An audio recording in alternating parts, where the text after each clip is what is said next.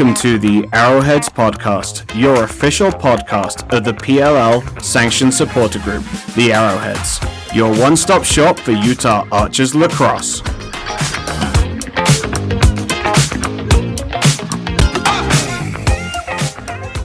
Let's see. All right. Okay, we are recording. All right. 3, 2, 1. Welcome to another episode of the Arrowheads Podcast. We are the official podcast, the official supporter group for the Archers Lacrosse Club. So I'm excited to be back. It's been a couple of weeks. We had the All-Star break in between here. We've got Brady, Caleb, and Coach Toast with us again today. Got a lot to talk through, guys. It's been a busy couple of weeks. Let's start with back-to-back wins, just defeating the California Redwoods, who did get the vote for best throwback jerseys, even though they lost miserably. I guess they can take one win out of the weekend. But outside that, we're sitting atop of the Western Conference. Talk to me about it, guys. Thoughts on the last couple of weeks? Well, it's really nice to break out of the back and forth win-loss. I don't know why that it seems like such a disease, but it was, and it feels really good to be out of that.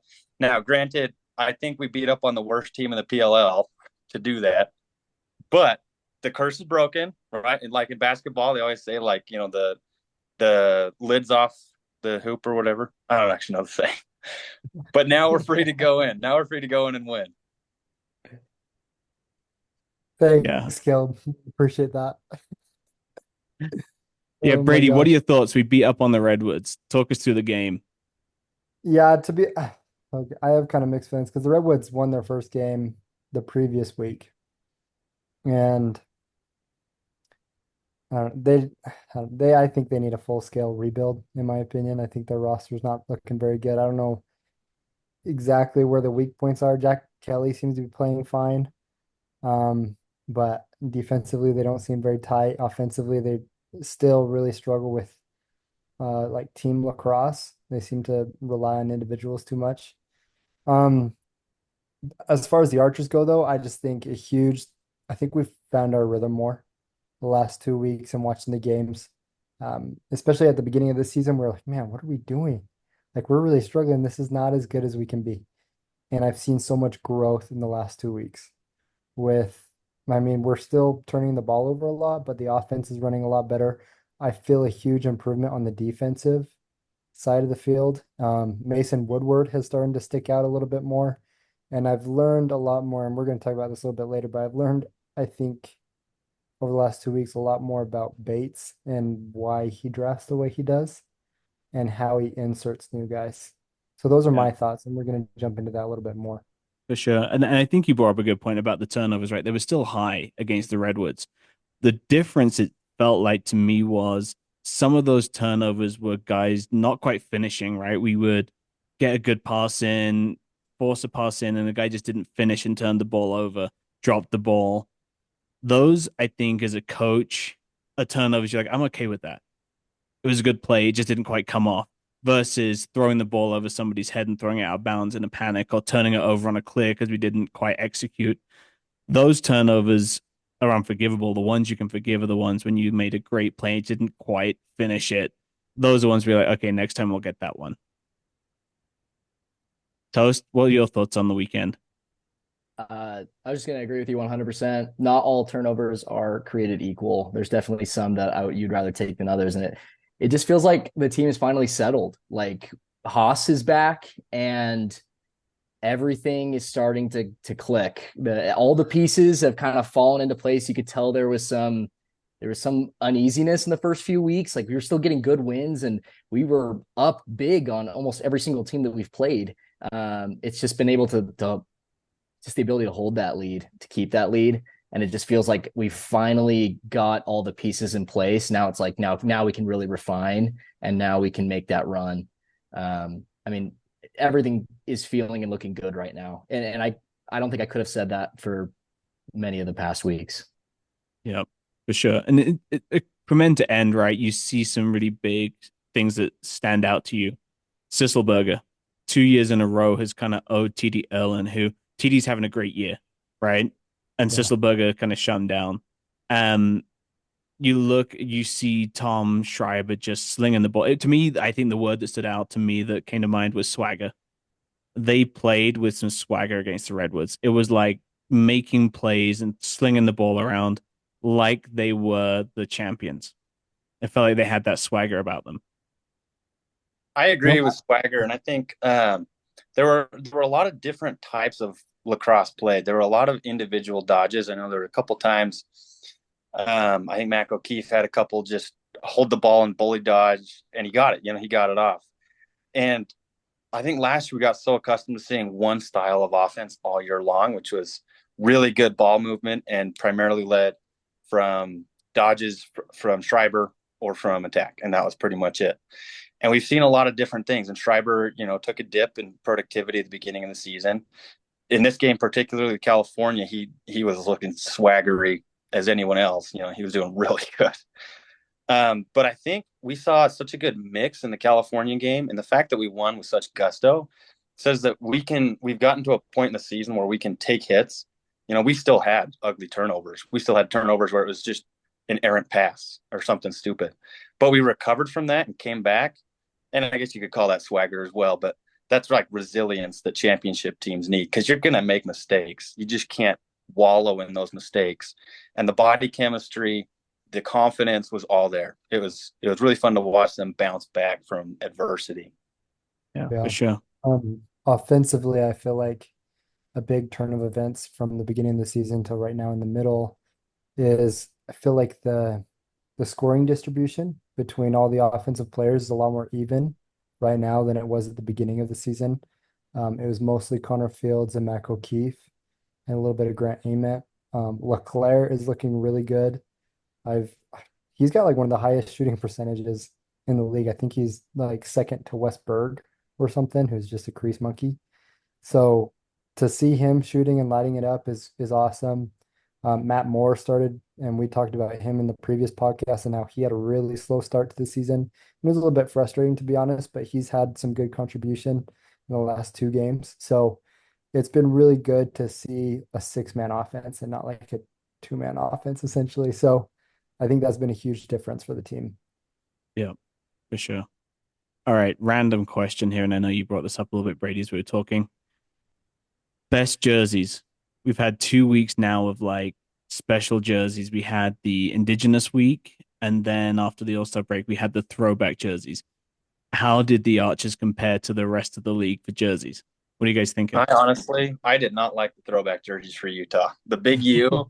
Every time I saw it on camera, I don't know why, I thought it was a number 11. Matt I Moore did is too. everywhere on this team. Like I thought it was 11 every time. It may also have And something to do with the BYU on your jersey, on your shirt as a right now. BYU That it, fan, yeah. I was like, come on now. That's a little dumb. So What that's about Um, you, Brady? What do you got? I like the Indigenous ones. I mean, I don't know. I liked out of the leagues, I thought the Water Dogs were the coolest ones. Out of the Mhm. Indigenous ones, I think those ones were legit. Um, I liked last year's throwback jerseys for the Archers more than this year's. Um, yeah, I don't know. It's been interesting to see the different jersey colors, but yeah, I think we look the best in the league typically. I really like the balance between the blue and the orange, and I think we found a good balance because in previous years they were like all blue and white with a little bit of orange, and then they went all orange or all blue, and I really like how we look now, where there's a good balance between the three colors. So yeah, I don't know. It's been interesting to see, to be honest. We've mostly stuck with blue and white, if I'm not mistaken. I haven't seen any orange jerseys this year. Toast, what you got? Yeah, Indigenous jerseys were a hit, 10 out of 10. Just perfect jerseys. I thought that was some of the best work that the PLL's done. And I'm not gonna lie, I was pretty disappointed with this year's throwback. I mean, they're the most looked forward to jerseys all year. The ones that came out last year sold out so quickly. Everyone wanted them. I thought last year's throwback jerseys were insane, so good. And so I was really hyped this year for these ones. And I think they just went a little bit, I think they went a little bit too out of the box. Like I wouldn't say they were bad by any means. It's just some of them were just a little weird, like the Carolina with just the state, or some of them with just a big letter. I don't know. I didn't love it. I thought it's not as marketable. Like I don't know who necessarily wants to buy a jersey with just a big letter on it? Like that doesn't really say anything versus like if you're wearing a jersey that says Archers or Utah or anything else, it's like, oh, that you're repping that specific team. Some of them I'm like, I don't know what they're repping or who would be interested in really buying that. I don't know. I'm just gonna say, I mean, this is a family show, but I'm glad I'm not a Denver fan walking around with a big D on the front of my jersey. So, but like, I think like to your point, right? The indigenous were great, loved those. The throwbacks with just the big U on the front, like some were states, and they did the Twitter poll or X poll, and California came out on top, which I take with a grain of salt in the fact that it's like the general it's like any election. This have more people voting, right? It is what it is. You put the state of California on the front of a jersey and say, "Hey, Californians, go vote for this." But no, I think indigenous big win though. Love those. I like New York's. New York's look good because it kind of follows a similar thing as the Rangers with their pattern. And I actually kind of like that they inserted a little bit of navy in theirs. But going to the logos, I don't know if you guys saw like the retro logos, and ours was definitely the worst one. It was like it's like a Cub Scout, but it looked like a Cub Scout with a skullet. And don't get me it looked started so on the bad. logos. It kind of reminded me of like the Cleveland Browns when they was it like 2 years ago they put their like I don't remember The what his name elves. is, but it's like an elf or something Yeah. like Yeah. in the middle of their field. That's what it looked like to me was like the Browns retro logo. Looked like a Cub Scout with a receding hairline. I'm a bald guy, so I don't mind throwing shade. So yeah, it looked so bad. I was like, what even is that? It looks like that guy has like a skullet.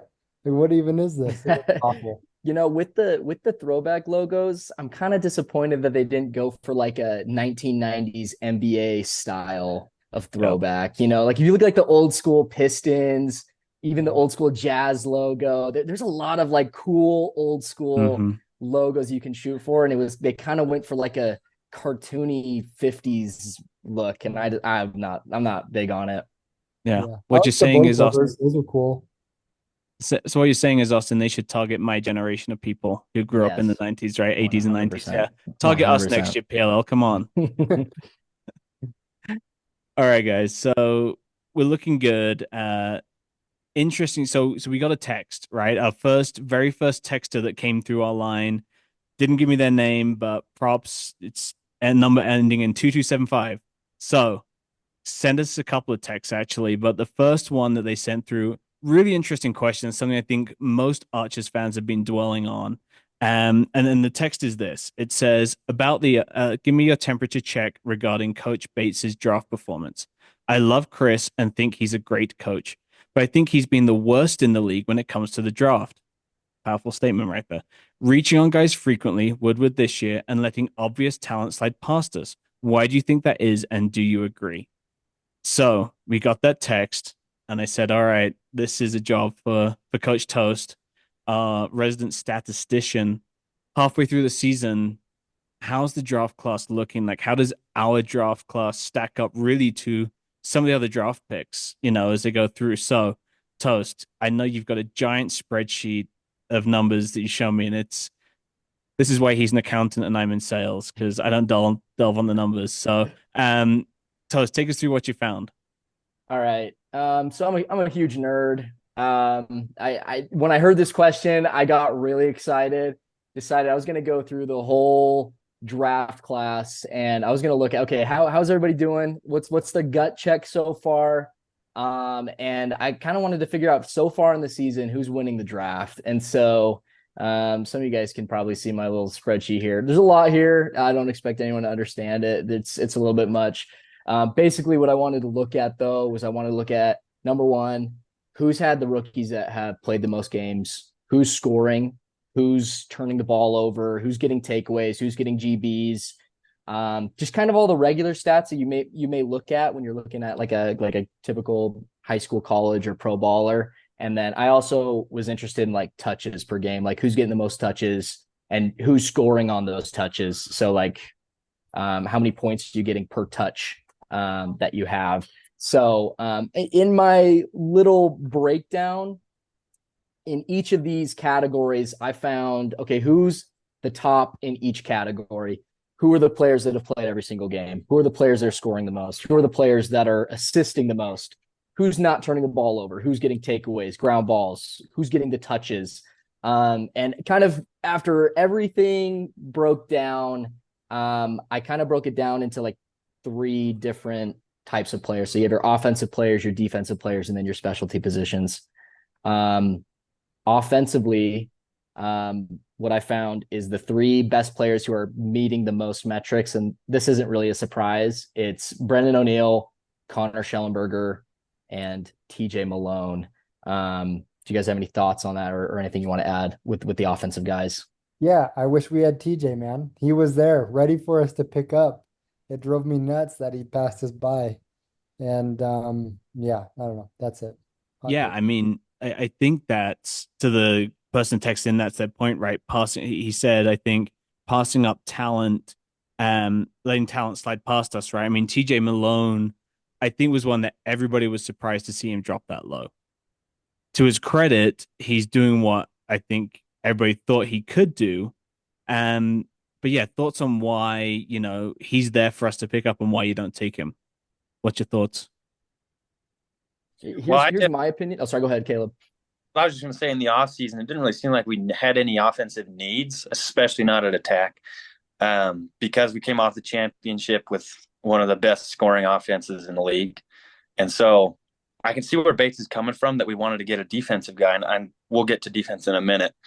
But we also talked in previous podcast episodes about the future of the Archers, and drafting someone like Malone, especially if they're coming in late in the draft, is a great sort of insurance for either injuries or when people start to get old and retire. I mean, Tom Schreiber's not going to play for another 10 years. TJ Malone might. So that was my thought, is that he might be drafting for the now and not for the future, which I'm not a big fan of either. Yeah, Toast, what was your thoughts? My thoughts with Dyson is I thought I saw somewhere, and I might be wrong. I thought I saw something somewhere about how Dyson Williams and Brett Dobson played ball together somewhere. I think it was maybe high school. Yeah. Yeah, they're like good buddies. Yeah, and so I think that may have been a big factor in that, and where Dobson was probably reaching out to Bates and saying like, "Hey, I've known this guy for a long time." Another Canadian on the team. I think that may have been the thought process behind it, but Yeah, and I think you can make a case for either one, because like Dyson and Dobson are pals.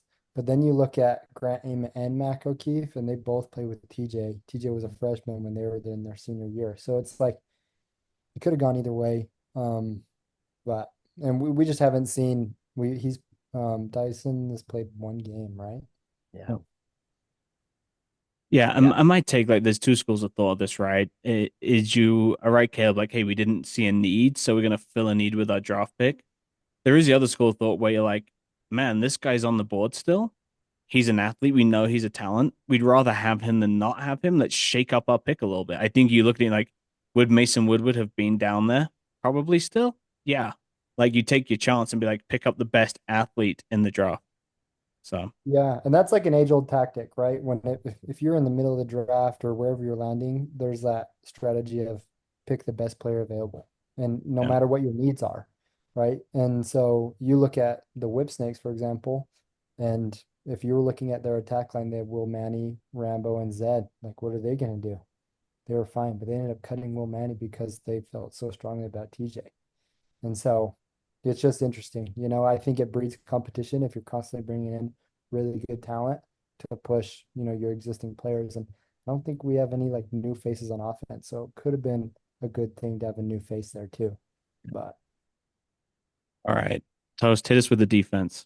Yeah, so looking at like the top three defensive players in their categories, it's actually a tie in terms of how many categories these guys are top three in, but it's Ajax, Mason Woodward, and Tyler Carpenter. So I thought that was really interesting that those three guys. I mean, Tyler Carpenter, the was the third, fourth round pick. That was a steal.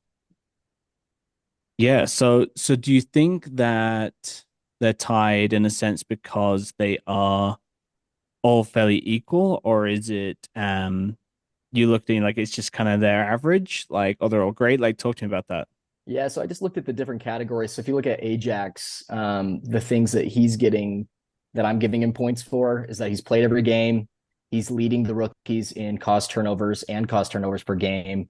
He's also top three in ground balls and ground balls per game. So just basically every defensive stat that you can get, he's getting, and he's doing well, and he's been able to play every game. With Woodward, you can see that he's played every game. He hasn't turned the ball over yet. He's got some of the highest caused turnovers as well. And he also is pretty high up there in ground balls. So he's, again, doing everything that you basically could do as a defender. Now, I understand that a lot of times defenders, the statistics aren't there. Like, you're just not going to see statistics for some of the best players. But just based on what we can see, he's playing basically as well as he can. And then not far behind those three is actually Bo Pettersson.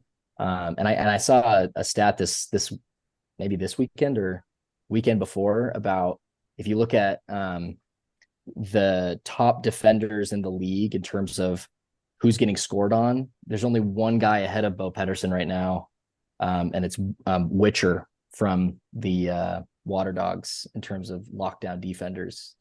Witcher's number one and Pettersson's number two. So I thought that was really interesting. And then there's only a couple like specialty position guys. Obviously, you got Liam Intman at goalie and Luke Weirman at Denver. Both of those guys have been big impact players so far. And so I guess if you kind of take everything that I've done, you can look at this little graphic right here, which is basically I did like who won the draft, I think, like in terms of who got the most quality per pick. And based on what I'm seeing and kind of adjusted for different stats, like I gave defensive players a little bit more of a boost because it can be a little bit hard to tell with those guys. To me, it seems like New York won the draft with their picks. They had 4 of them, and every single one of them has been an impact player. And then you look at Maryland, every single one of their picks basically has been really solid for them, with Ajax, with TJ Malone. They didn't technically draft Levi Anderson, but they picked him up from the Redwoods. He's been a key part of their offense, and even guys like Zupich and Poitras, I probably butcher those names, but both those guys have also been playing games and been getting some points. Got Denver at number 3, and then Utah's at number 4. So I guess if you look at in terms of like kind of how I've put the stats together, we're looking like a top 4 team in the league in the draft this year, especially when you look at the production that we're getting from our defensive guys. And to think, I would say too, some of our draft picks haven't really played, which I think hurts us. It makes sense when you look at this though, right? New York's number 1. You look at the turnaround of that team from last year to this year has been huge. Denver's number 3. But again, you look at the turnaround from what that team was last year to what it is this year, you can really put it down and say draft picks are making a difference, right?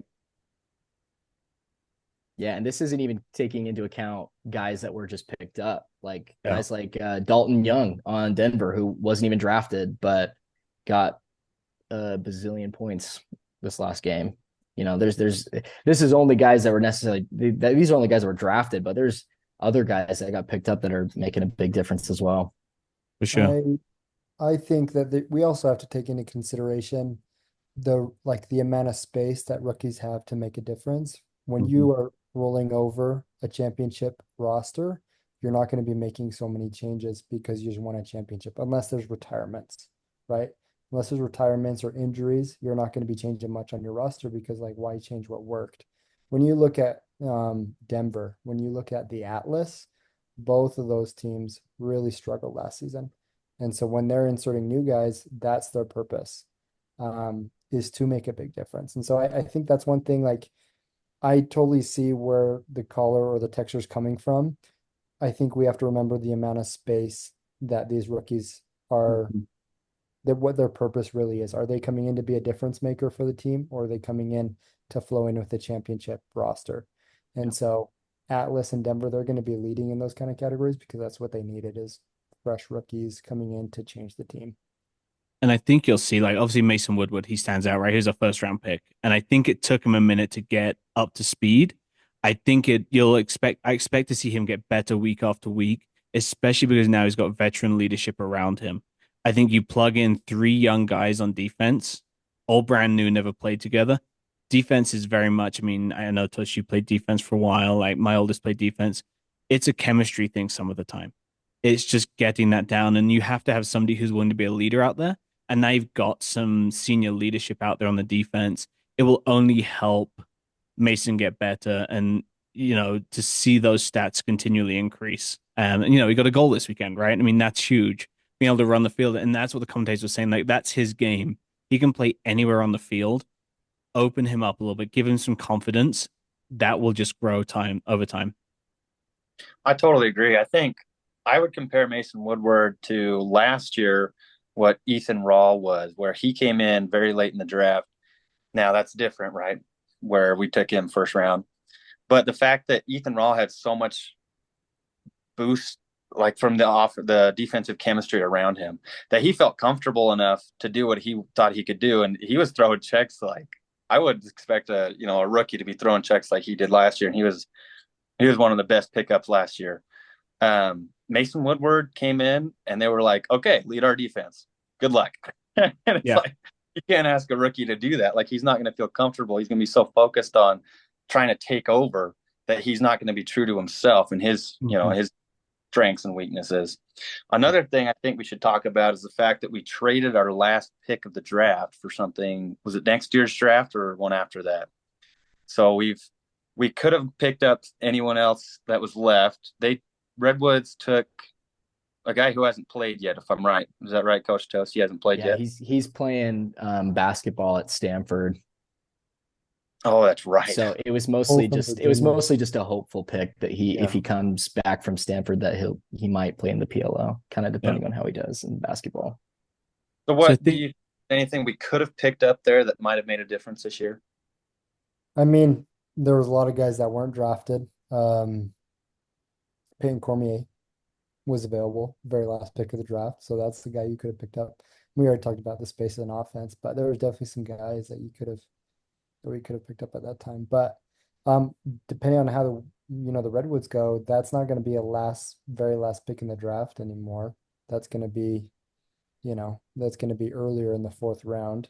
I mean, if they lose the next couple games, then they're probably going to be the worst team in the league and have the first overall draft. So we'd be the beginning of the fourth round. That's what that pick would turn into, I imagine.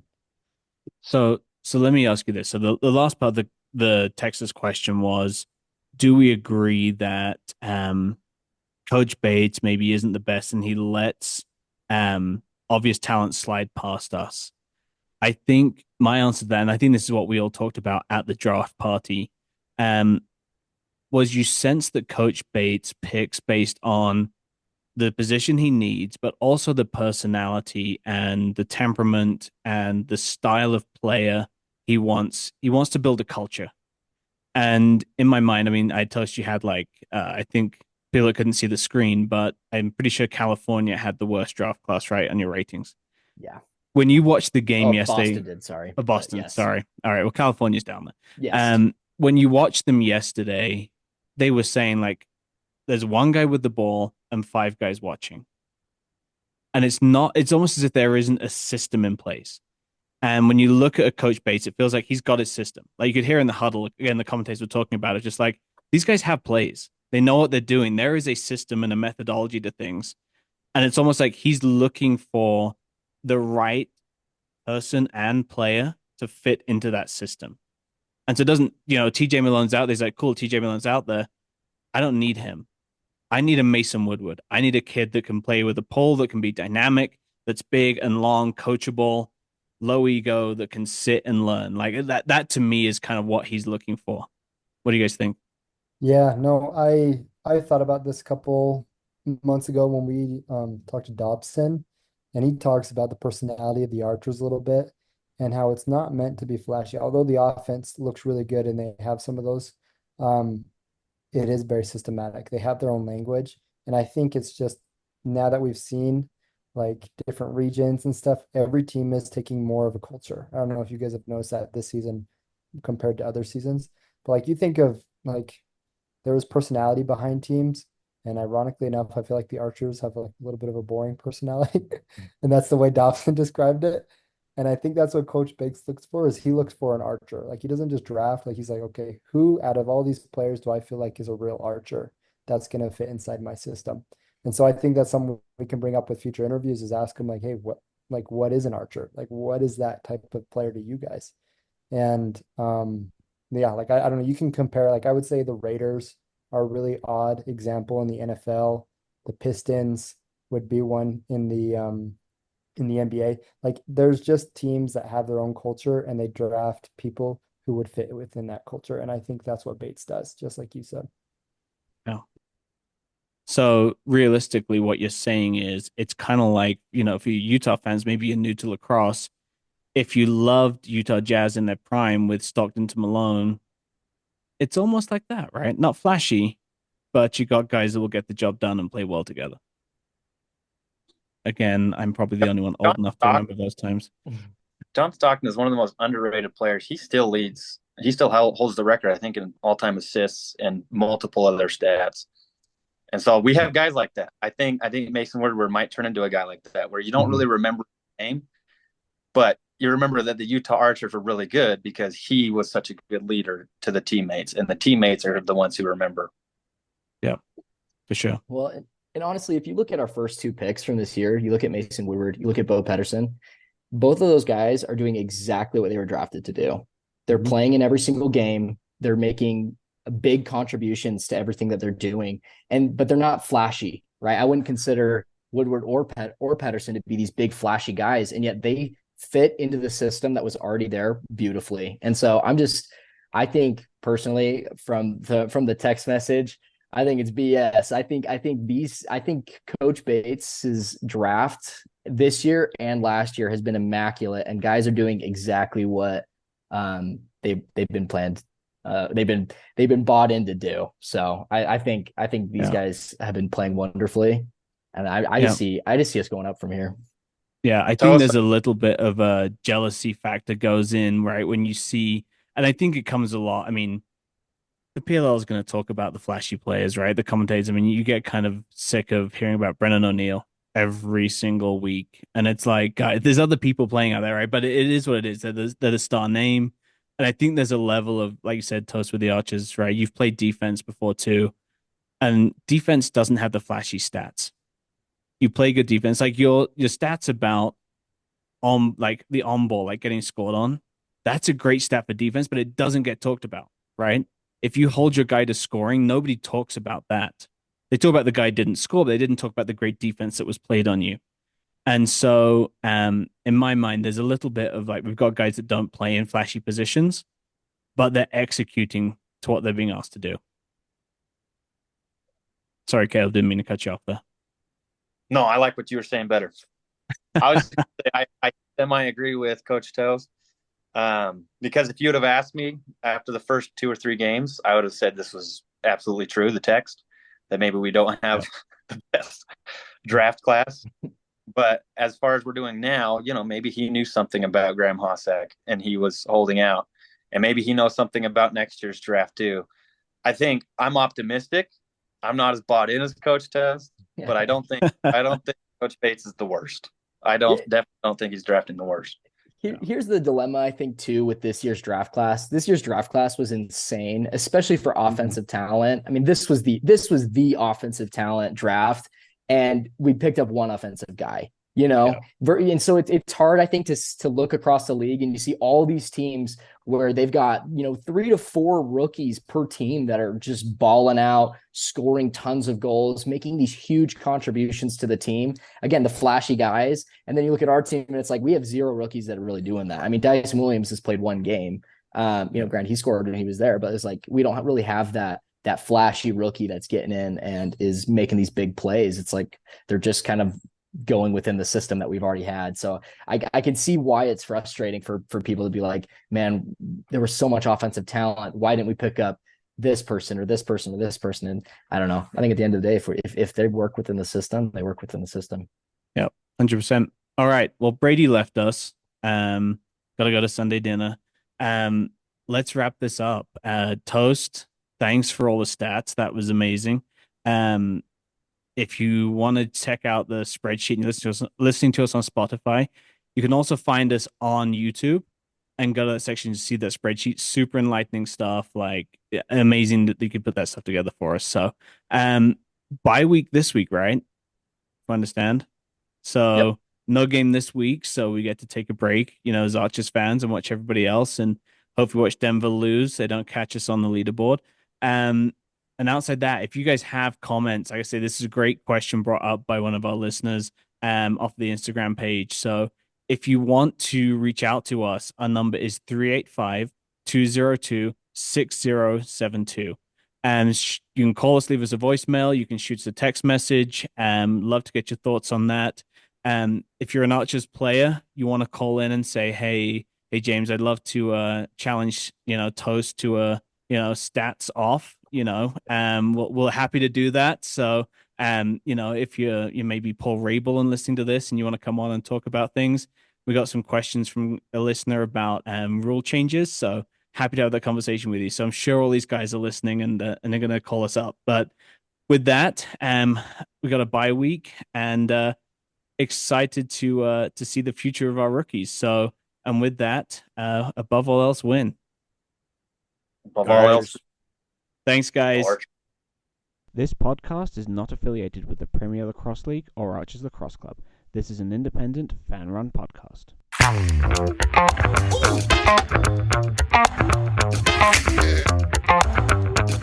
Ooh.